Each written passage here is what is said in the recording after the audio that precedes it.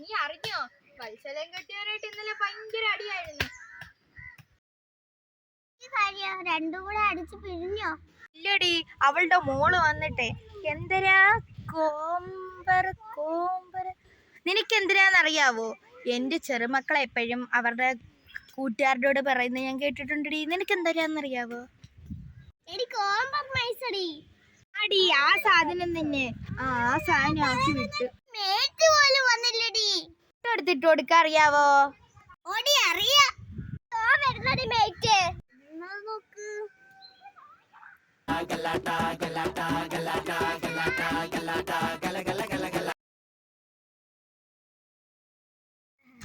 അവള് ചെറുപ്പക്കാരിയാന്നാ ഇപ്പോഴും വിചാരം. 10-47 വയസ്സൊന്നും നമുക്കല്ലേ അറിയത്തുള്ളൂ.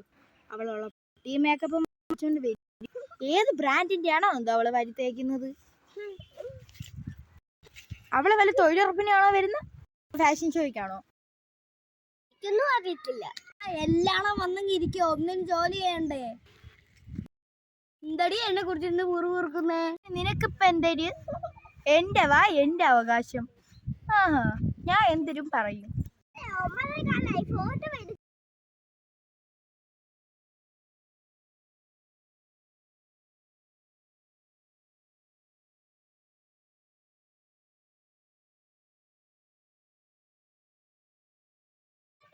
അവിടെ അല്ല വൃത്തിയടിച്ചത്. മേറ്റാന്ന് പറഞ്ഞ് ജോലി ചെയ്യണ്ടെന്നൊന്നും ഇവിടെ ആരും പറഞ്ഞിട്ടില്ല. മേറ്റിനും ജോലിയൊക്കെ ചെയ്യാം. പിന്നെ എന്റെ കണ്ണിലൊക്കെ എഴുതിയ കൺമശി പടരും. മേറ്റ് അവിടെ ഇരിക്കുകയാണെങ്കിൽ നമുക്കും ഒന്നും ചെയ്യണ്ട. പിന്നെ മേറ്റിന് മാത്രം അവിടെ ഇരുന്നാൽ മതിയോ? നമ്മളൊന്നും എന്തോ മനുഷ്യജീവിയല്ലേ? നമുക്ക് എല്ലാവർക്കും അവിടെ പോയിരിക്കാം. വാ.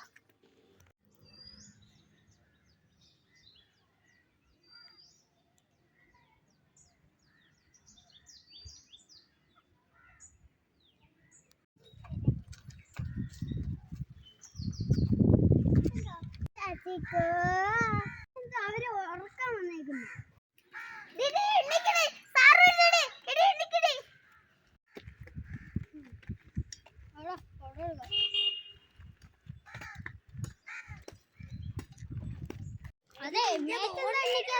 മക്കളെ, നമ്മൾ കുണു മണാലിയിൽ കൂടി യാത്ര ചെയ്യുക. അവിടുത്തെ മഞ്ഞ മലകളെല്ലാം എടുത്ത് മേറ്റിങ്ങനെയാണെങ്കിൽ തൊഴിലാളികൾ എങ്ങനെയാവും? ഉറപ്പായിട്ടും പഞ്ചായത്തിൽ ജോലി നഷ്ടപ്പെടും.